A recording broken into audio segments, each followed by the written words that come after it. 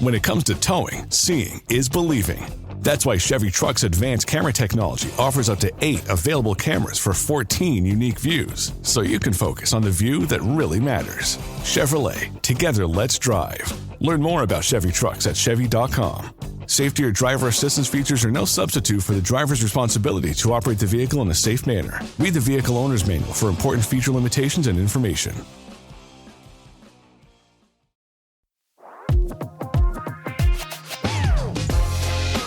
Welcome to 4.0 to Pro, the pickleball podcast that focuses on a single shot, tip, or strategy to improve your pickleball game with every single pocket-sized episode. Our goal is to make you better on the court every time you hear our voices. Ladies and gentlemen, welcome to another episode of 4.0 to Pro, your pocket-sized pickleball podcast, where we teach you a single shot or strategy every single episode. I'm Mike O'Neill here in sunny Long Beach, California. I'm joined by my good pal, Mircea. Are you in Arkansas right now?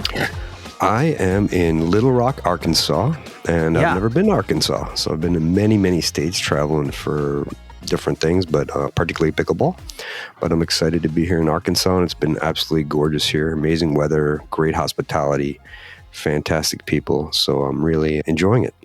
And you're there for the Senior Pro Tour, which is Matthias Johansson's. He's gotten some amazing tournaments that have happened all over the country, obviously Senior Pro, and you had a really good day, losing in the finals yesterday and battling in the back draw today. So congratulations on both. Yeah, thank you. And I also want to add that David Furman and Matthias have both been instrumental in spearheading the Senior Pro Tour. So I want to give a shout out to both of them. Well, it's cool to have a sandbox to play in, for sure, when you happen to be over 50 and a very good player at this game we love called pickleball. And speaking of, your team with Boca Raton in the NPL has just secured the regular season #1 standing. So congratulations on that. That is really amazing. And you had a massive comeback in the very last event, and then you have the finals coming up in a couple of weeks is it Ohio? Is that where it is? It's in Cincinnati, yes. Yeah. So I'm really proud of our team. They really gelled at the right time, and just, again, really fortunate to be part of a great organization. Rick and Carl, great owners, are really lucky to have a great team. Amazing teammates, very supportive. And, chemistry really makes such a difference in team events. It makes a difference in Major League Pickleball and certainly in the National Pickleball League, which is no different. Well, I will say that the part about team chemistry is very relevant to what we're going to talk about today, which is the riddle in the middle. Everyone talks about that no matter what level you're at in pickleball, that balls heading towards the middle can be very confusing to the other team. You got to have really good communication. You have to have really good chemistry. And I can tell you from personal experience that now I've had a bit of a last 6 weeks. I didn't tell you guys, but I was in the hospital for a few days and had something a little rough going on. And I came out of it and I wasn't allowed to play for a while. So I came back and I got on the courts and I would start to go to our local rec courts, which are very 3.5 to 4.0. just to try to get some reps and try to get my body moving a little. Very easy to be like, oh, cool, I haven't lost a step. And then the other day, Mircea, I got on court with other, 4.5 plus guys and went like, oh, I'm not anywhere near where I need to be for this. I need a bunch of drill sessions. But what happened pretty specifically is I think I lost a little bit of my vocalization, especially when I was on the left-hand side, about balls in the middle and being coordinated with a teammate to be like, me, you, and not being afraid to step over that center line and take a ball. Whereas I was maybe a little bit more tentative to do that, which I thought was a really interesting development. And we ended up losing a bunch of points because of that. And I realized at the end of that day, man, I need to get on the court and drill for a little while and get some of my swagger back. Yeah, absolutely. I mean, communication is a key skill in pickleball. And like everything else, if you take some time off, that skill might not be as sharp as it was before. So it's not surprising that you had a little bit of a struggle there coming back after being off for quite a bit of time. And listen, really happy to hear that you're healthy and back out there, and looking forward to hopefully hitting with you in a few weeks when I get out to California as well. That would be very exciting. Let's talk about most of the occasions where a ball in the middle can be confusing. maybe a place that we should target, maybe a place that we should be defending. And let's go through the list of middle balls and their positives and negatives in certain situations. We are universally in agreement about when we have a beginning of a game or a brand new partnership, we have to communicate. You and I have spoken about this on this show multiple times in the last couple of months. We have to let our partner know our intentions. And this goes back to what I just said about when I was on the left-hand side, I want to play a certain way. But when I'm on the right-hand side, I want my teammate to play that same certain way. So I have to tell them, hey, man, don't be afraid to take that forehand on the return of serve. If it's hitting towards my left foot, go ahead and take it. I don't want to take a backhand third at all. Conversely, when I'm on that left-hand side, I want you to know that if I take that forehand that's in the middle, we're going to have more options because I can drop to my right, I can drop down the center, I can drop towards the left. A little harder to do that when you're on the backhand side. Just pull it to your right and drop to that right side corner, which would be the left side player on the other side. It's a harder thing to do, but you guys have to be in agreement about that. Otherwise, things can get very wonky and you can win some points or lose some points because the communication isn't good. Absolutely. And the critical part of it is having understanding generally at the beginning of the game. And if you're the left side player, you can say, hey, I'm going to take the third shots roughly in this area, and you can point to the area and it can be 4 to 6 feet to the right of the midline. And a lot of people think like the midline is a hard straight line that needs to be respected, and it really shouldn't be. So 50-50. It's like, no, it's not. Yeah, it's really not 50-50, and it shouldn't be. So you communicate how much space you're giving each other, because you definitely do not want one person to be uncomfortable hitting a shot that they're not that skilled at or uncomfortable hitting. And on the other side of the court from that, if you're the team that is returning serve, well, go ahead and return high, deep, and down the middle, just like we spoke about on, I don't know if it was the last episode or the episode before, but go ahead and return down the middle, and certainly at the beginning, to start feeling out what that team looks like in terms of how they communicate. And I will say, especially in rec games, and triple especially, if it's a lefty and a righty, and they're just starting to play together. It's a rec type situation. You're facing a lefty and a righty. I would say, I don't want to say 100% of the time, but a huge percent of the time, return down the middle and see how their communication is. Because very often, when you've got two forehands and they're both used to taking that ball, good things can happen as the returners hitting right to that spot. Yep, absolutely. And you also have to remember that when you're returning and when you return to the middle, oftentimes the people who are returning end up being squeezed together, especially if they're not familiar with each other, or especially if, for example, you're on the right side and you are returning the first serve. So you return in the middle, and the person on the right that had just served, perhaps maybe they want to run around their backhand a little bit. And so the person on the left thinks they're taking the ball, so they're going to the middle. So both players are kind of squeezed in the middle, and that's an example of how you can get an advantage by starting out returning in the middle. Now, another great thing about that is it's one of the safest returns, because whenever you go out wide, you're going to increase your margin for error, especially at the beginning of the game. That's one of the best strategies, is just to start returning in the middle. As we spoke about right at the beginning of this, you've got to be cognizant of your partner's positioning and let them know what your plans, what your expectations are. I always like to say, I don't want to take a backhand third if I can help it. So feel free. And I would doubt that you play with as many 4.0 type players as I do, Mircea. But sometimes when I'm on the right-hand side playing with someone in that range, they're in that 4.0 to 4.5 range, they don't play middle aggressively enough. And I very often have to say, hey, man, don't be afraid to hang a foot over that center line. I'm relying on you to plug that center. Let's force them to go outside. I can't do it. And I was literally just playing with somebody a few days ago where I not only had to be the backhand on the right-hand side, I had to be the backhand, but I also had to play middle because they just weren't playing middle. We kept getting burned because we were playing them straight up, which very often we do in rec play. Straight up meaning you switch sides instead of just staying on one side and stacking. And we kept getting burned in the middle, and I had to keep saying, hey, man, when you're on that side, I am going to be your Colin Johns. I am relying on you to really step in and be aggressive in the middle. Don't be afraid to come all the way over here. And I'm pointing like probably halfway through what you might consider my box at the non-volley zone. Like, I want you to take that ball. I'm sitting on backhand. I'm ready for the counter. But if I also have to slide middle now, well, now I'm super vulnerable to an outside shot. If they go to my right when I'm on the right-hand side, I'm now vulnerable versus I can stay in my little 3 or 4 foot spot sitting on backhand. If that person on the left is aggressive in the middle, it does make the job a little easier for the right side person when you know you can rely on someone's middle presence. Absolutely. And at the very beginning of a game or partnership, if you will, if you're not familiar with each other, you're probably going to have to slide a little bit more together. What that means is unless you know that your partner has a lot of reach, they're tall, lanky, they are very quick, and you are the right side player, you know that they can cover a lot. You don't have to slide quite as much.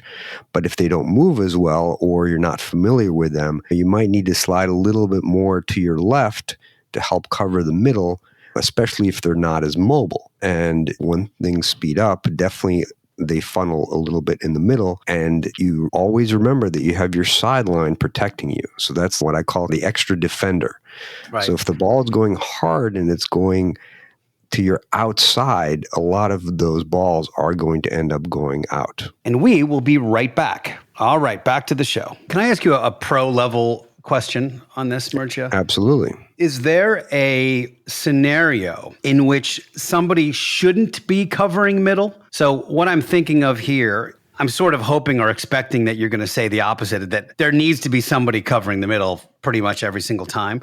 What I'm thinking about right now is if the left side player on your team gets a really wide backhand dink, and then the right side player just sort of stays in their spot. Well, now we have a really big middle vulnerability. Is it the right side player's job at that point to slide over and be that middle presence, even though it leaves their right side a little more vulnerable now? Should somebody be there at any given time? I would say as a general rule, absolutely yes. Okay. That someone has to slide over with you. Now, there are some scenarios where we do what's called a bait ball, where right. I'm on the left and I can move relatively quickly back to the right. So if I'm pulled out a little bit wide, I dink sort of in the middle and someone speeds up and I typically just crash middle. So I close very quickly and then I counter. So it's almost like the middle looks open where it's not. And right. A really good example of that actually happened today. We played Dane Gingrich and Althoff Merchant, Althoff is a lefty. And in addition to being a great player, he's one of the more entertaining personalities out there. He's a lefty, so he plays pretty much exclusively on the right side, and he is a very, very consistent dinker, and he likes to be a little bit back, and when you're dinking with him, it appears that he leaves the middle open, but he closes it, even though he's not a very tall or lanky person by any means. He closes the middle so quickly that he absolutely crushes forehand. That's one of his skills, if you will, that he gives you that bait ball where it looks open and he just crashes and just absolutely destroys it. So sometimes his partners don't slide quite as much because they know he is so good at covering. Well, it's funny you say that. We had an occasion like that. I was playing a tournament with a guy and we were warming up the day before. But the guy across from us was 6'5", maybe 140 pounds. He was this really tall, lanky dude, but he kept giving us bait balls. And my partner would play, he was on the right-hand side, and he was directly across from this guy who was really leaning sideline left. So I'd give him a wide dink and he'd be out there. And my partner would try to fire it into this center spot, and he would just crush us. And after like the 4th or 5th time, I kept going, dude, that's not there. That is not an opening. You keep taking the bait on this. But that was the first time I ever really experienced somebody just doing it on purpose over and over again. That is definitely a very pro move, and I'm all for it.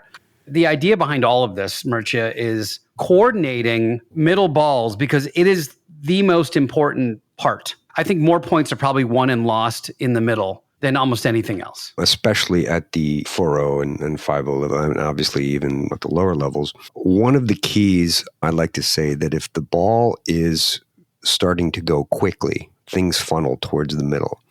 If it's a really soft ball, you have time to call it.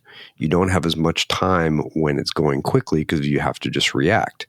So if you have a left side player that has a good forehand or good overhead. If there's a softball in the middle, a higher ball that can be put away, that's the one that the left side player needs to call and say, I got it. And the right side player really needs to leave that ball there unless they are ahead of the left side player. And typically when they're ahead of them, what I mean by that is you're on the right side, your left side partner is returning, and there's a floating ball in the middle, and you're able to cut it off before your partner gets to it.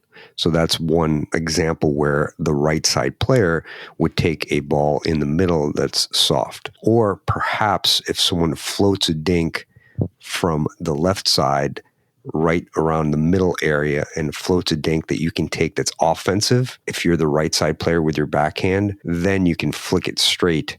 And that is another scenario where you might be able to cover that middle a little bit more. So that's like when it's coming diagonally. We talk about a lot at the 4-5, 4-7-5 level and above. Starting to take time away from your opponents is a really good thing. Like it really starts making a difference. And that would be an example where you've got a bit of a cross-court dinking thing happening back and forth and back and forth. And as the other player, you're noticing that every once in a while, there's a ball you may be able to get to and poke it and put it away. Because sometimes we play with people that aren't as aggressive as us and vice versa. Is that what you're referring to? Where sometimes there might be a bit of a floater and you could step in and poach a little bit and just steal a little time and make them think about it a little? Yeah, especially if your partner has been pulled wide or off the court, or if they're, again, coming up behind you. The biggest thing is, and I actually want to go back, because this is a very important point, I think, is that what I see a lot of times is when people are returning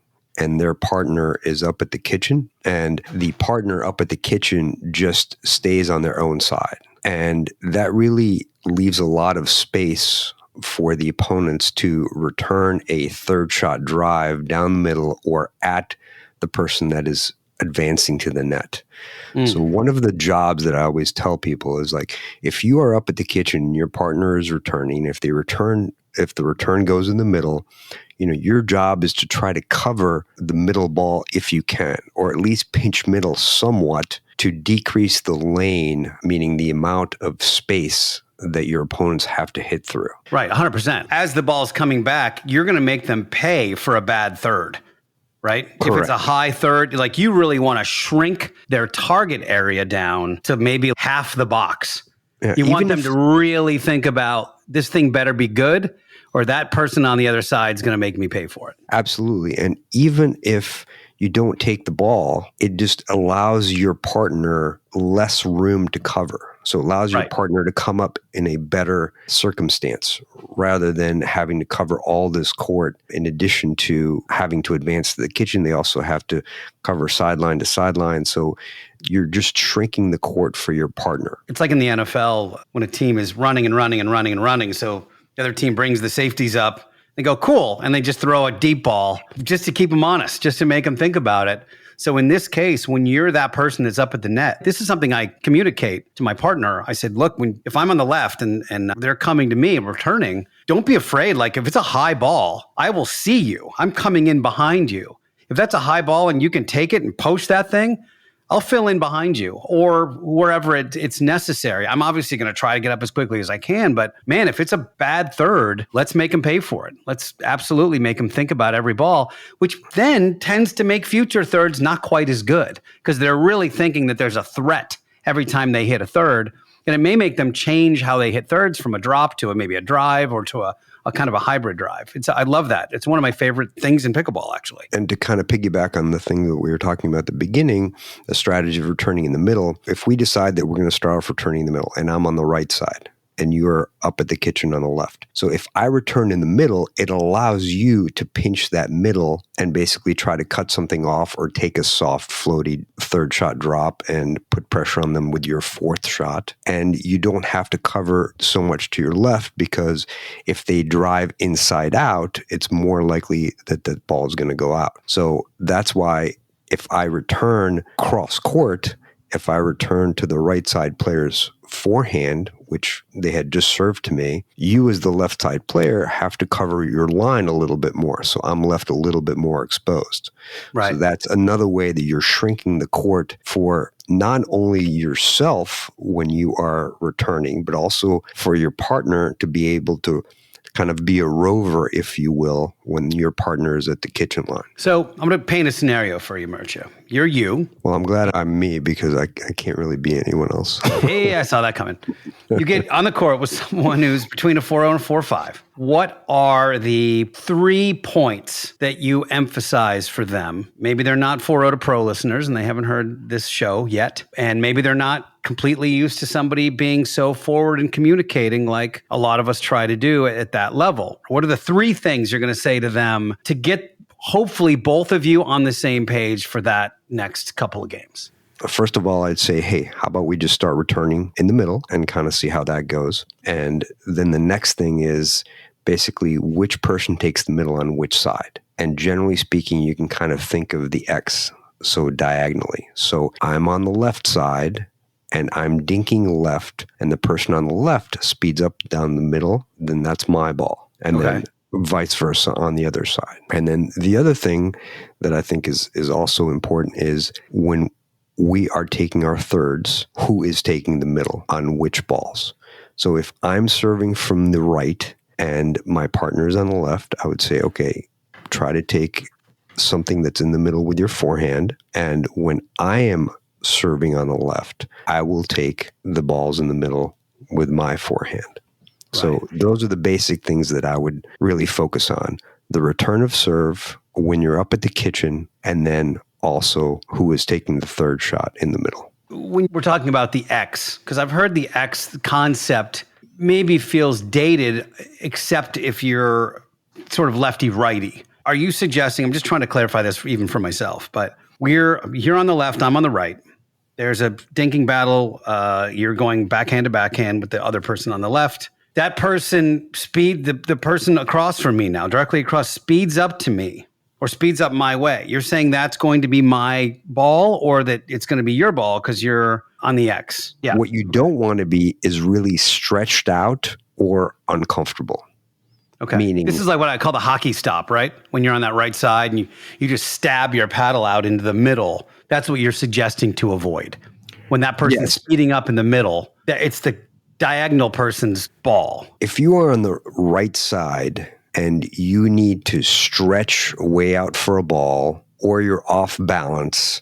With your back. And I'm talking strictly about balls generally in that middle area. Yeah. All right. And I mean this from when you're at the baseline, when you're coming up to the transition zone, when you're dinking, generally speaking, and the ball's coming from the left side, generally speaking, it is the left side player's ball. Like if you're stabbing like a hockey goalie to save a shot, you're just stabbing out there because you're really stretching for it. That's your teammate's ball, the left side player. Exactly. And if you're in a dinking battle and you're on the right side and your partner is on the left side and the partner on the left is dinking cross court, if there is a dink that goes to your left side, so it's going in the middle. Yeah, like left foot or something. You have to reach for it or you are going to hit something defensive. But if you leave it, your partner who say they're right-handed, they're going to do something offensive with it. Then you want to leave that ball for your partner. Right. So that's kind of my gauge is like if I'm off balance or if I'm going to hit a defensive shot or it's way out of my reach, then I'm really stretching and, like you said, that hockey goalie concept. And then I definitely want to leave it for my left side player. What I see the pros do in this case is that they'll almost pivot. That right side player will almost pivot on their right foot and step out of the way and give their teammate room for that shot. Most of the pros vacate and allow that left side player to really make any number of choices because they can go middle, they can go right, versus when you're stabbing with that left hand, you don't have a lot of options and a lot of offense to be able to give. Exactly. And conversely, if I'm on the right side, and this happened actually a bunch today, when I would dink cross court and I would drink a little bit more out wide, I would have to shuffle over and cover in that middle because if that person basically speeds up with their forehand from the right side towards the middle, I'm sitting there with my backhand to counter.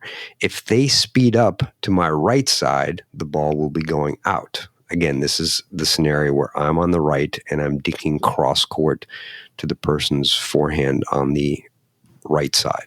So one thing that we haven't talked about, Michael, is dinking patterns. And one thing you have to consider is that when you're dinking more outside, meaning wide, that you're opening up the angles a little bit more. Now, you might be dinking outside because it is the weakness of your opponents, but one thing to consider that when you dink more towards the middle, you're able to shrink the court and narrow the angles a little bit better for you and your partner to cover. Oh, I see. Like, let's say maybe you have a partner that's not super mobile, or maybe they're having trouble with their outside dinks and really getting back to the middle of the court. This happens, I think, again, more often than not. Not everybody is elite in this 4-0 to 4-5 to 5-0 range. So if you're with, or if it's you that doesn't move laterally very quickly, you're suggesting that we can go middle, and now the court, you're forcing them to hit a bigger angle if they want to get the thing outside, which is a much more difficult shot. So it shrinks the court a little bit.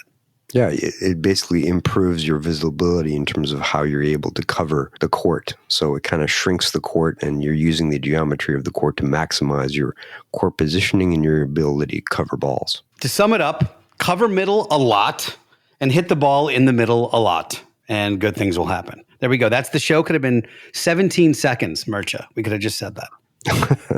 Well, again, there's always an asterisk, because there's always people that cover the middle very well. So you just have to be aware of that. Folks, if you are looking for a new pickleball paddle, consider a Carbon. I play the Carbon 1X 16 millimeter for the last year and a half or so, and it is my bread and my butter. CarbonPickleball.com, CRBN pickleball.com. Use the promo code 402P at checkout to get 10% off of your order. And by the way, they just released some new water bottles that are very cool. They have kind of a huge mug one. It's like 40 ounces.